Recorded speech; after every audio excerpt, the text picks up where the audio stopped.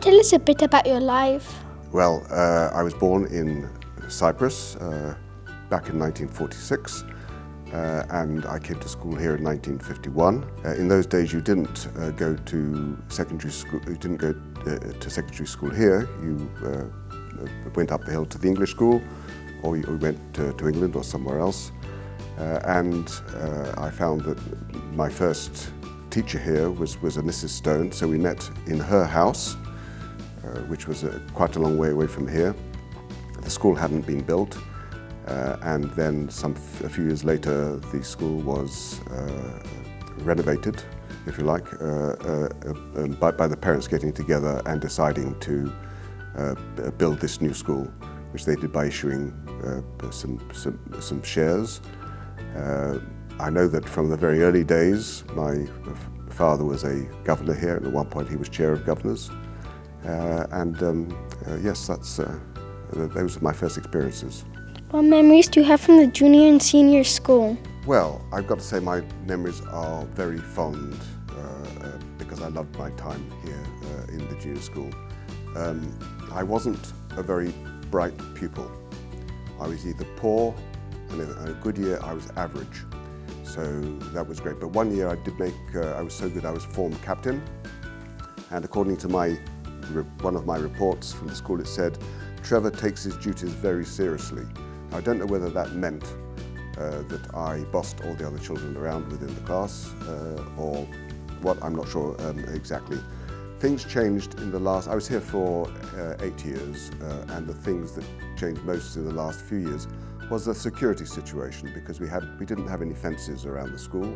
We had bombs going off and people being shot, and all the houses were surrounded by barbed wire. And right up until from the age of 12, everyone had to carry an identity card. So on my 12th birthday, I was given this identity card, which says, on my 12th birthday, which is the 11th of October 1958. It's got my fingerprint, and it's got my photograph, which you can have a quick look at if you want to. Do you see that one there? I was a very innocent-looking boy, but I was really rather quite naughty most of the time. I did play truant once. That is, I bunked off school without being allowed to. And I got caught, as you would expect. Why? Because the school phoned my parents to say, "Where is your son, Trevor?" They said, "Well, he's at school." They said, "No, he isn't." So I got caught. And I can assure you that the punishment my father gave me was a lot more severe than the school would have given me when I got here. So I never did that again. So I was only naughty once. Did you have afternoon activities? I don't really recall activities at school in the afternoon. Because it was always, the terms were different, so the autumn and spring terms were different to the summer, because the summer was so hot and there was no air-con like this. And so we went home every afternoon during the summer. So we would come to school early, finish at 12, we'd go home until 3, a 3-hour lunch break, and then we would come back and stay here till the early evening. So it was quite a long day in the summer, but we kept away from the heat of the day. But I don't remember many afternoon activities, no, not particularly. What were the names of your teachers? Well, my last teacher was Mr Bevis, George Bevis. He taught me in the room on the other side of this wall here. His subjects were mathematics, algebra, geometry, and arithmetic. I remember my first headmaster, Mr Harrison. He joined the same year as me in 1951, but he was here quite a few years. He was here for 6 or 7 years. So I remember him because I was 10 or 11 before he moved. I remember his successor, Mr Bezosto, who was my head teacher for my last 2 or 3 years. Other names I don't really remember. My mother was a very clever woman, and we used to have photographs of the classes. You probably still do today, I think. There's 32 children, there's 23 children in that class, and it says that the teacher is Miss Crombie. Now I do remember her, but only I think because I've got the photograph to remind me. And my mother was so clever that she wrote on the back all the names of all the children in the class. So if you ever have a photograph, always write the name and the date on the back. I'm lucky that I've got that because I don't know where the photo is. I just have a photocopy of the photo. What kind of consequences or punishments did you have? Well, I don't remember discipline was a problem here. I think we were pretty much well behaved as students, but we did have caning. So if you really misbehaved, you got a whack over your hand. I was certainly caned more than once. I would go to the headmaster's study. He would always ask me, which hand do you write with? I would say, with my right hand, sir, and he would say, put out your left hand, because they never beat you on the hand that you used for handwriting. But I mean, I wasn't so bad, but sometimes I didn't do what I was supposed to, so I misbehaved. Did you enjoy your time at the school? Yes, very much indeed. I remember lots of friends, which I've known for years and years and years. Even now, and I left the school 65 years ago, even now I'm in touch with two of them. One is only once a year with a Christmas card and a letter. Another one who is an Armenian school friend here, who now lives in England, but he's actually in Armenia at the moment. We see each other now and again. We met last year, we're going to meet up this coming year. So very, very fond memories. I loved history as a subject. Fascinated by the ancient Greeks and by the Romans and by the Byzantine period and so on. That gave me a real love of history and archaeology. I created my own museum because in those days you could find Roman oil lamps on the floor, you could find pots, you can find spearheads, so I created my own museum.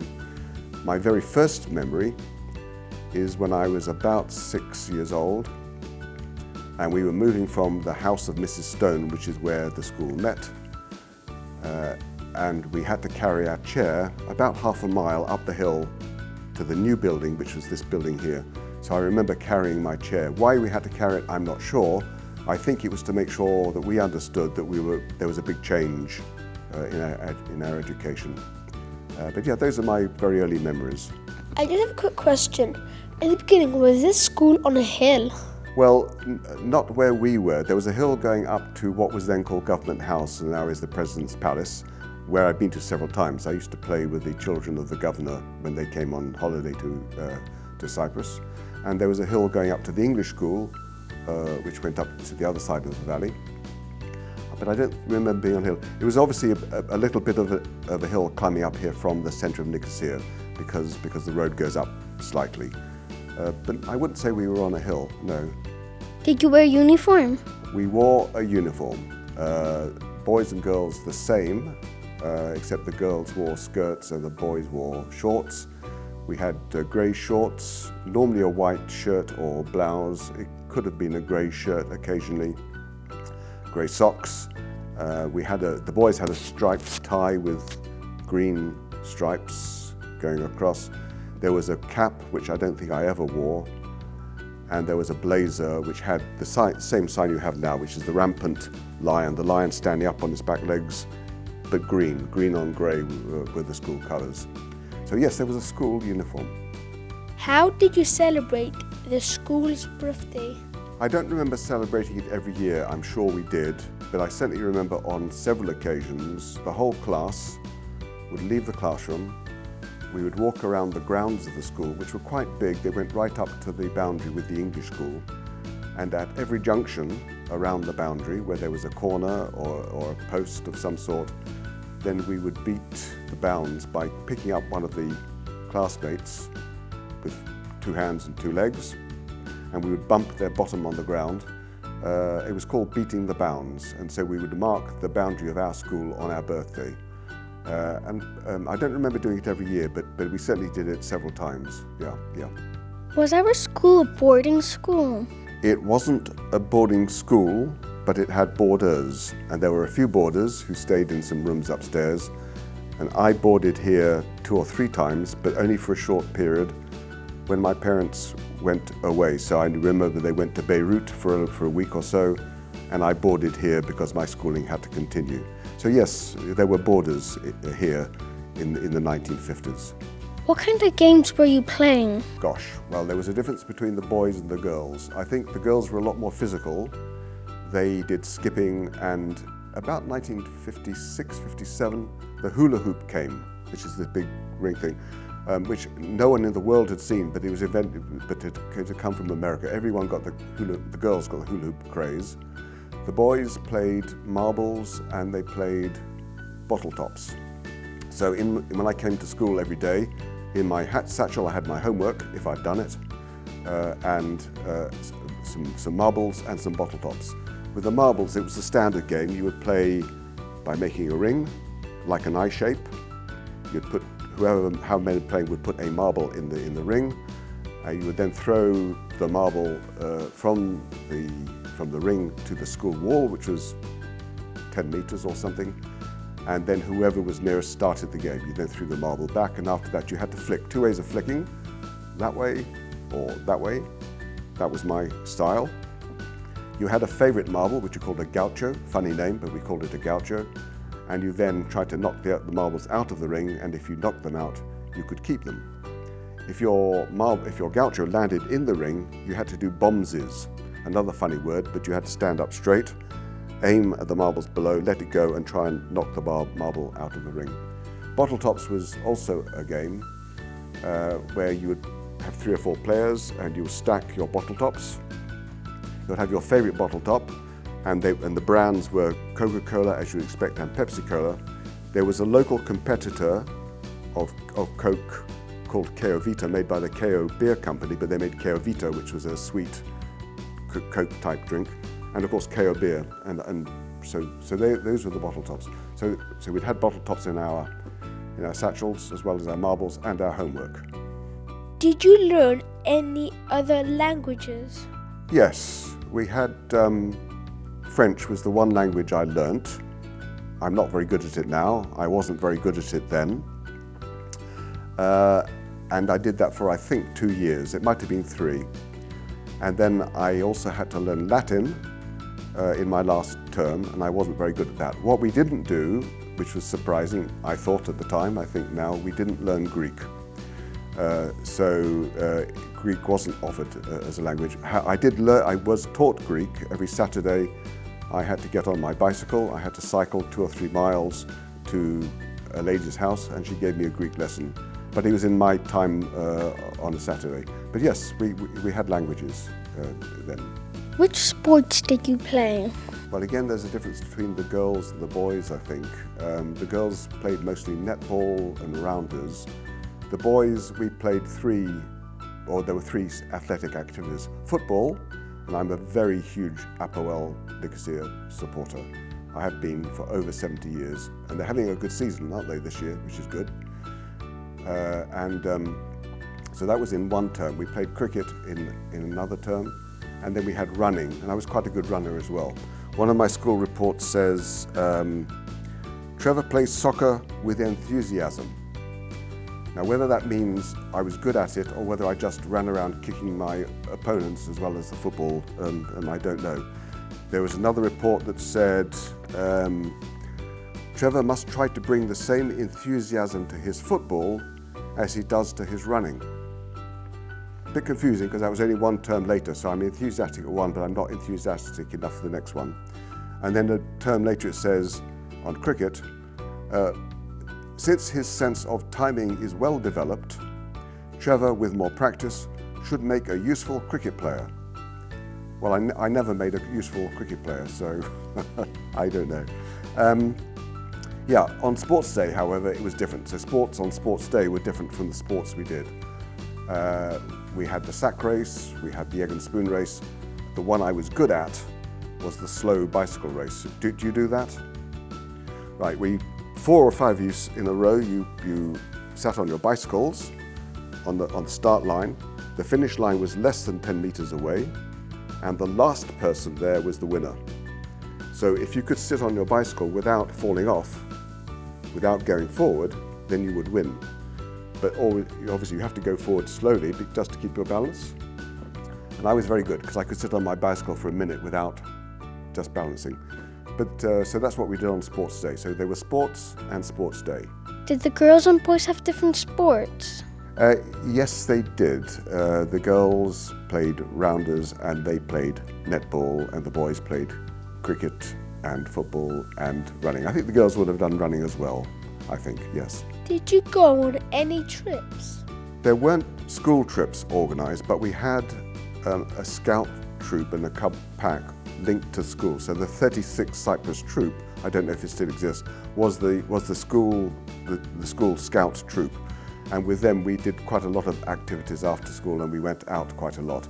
The big one, of course, was the summer camp in Troodos. So all the scouts and the cubs went up to the Troodos mountains, and we made gadgets, and we had bonfires, and we cooked our food over the open fire. We played wide games. We drank water from the stream that went through the campsite.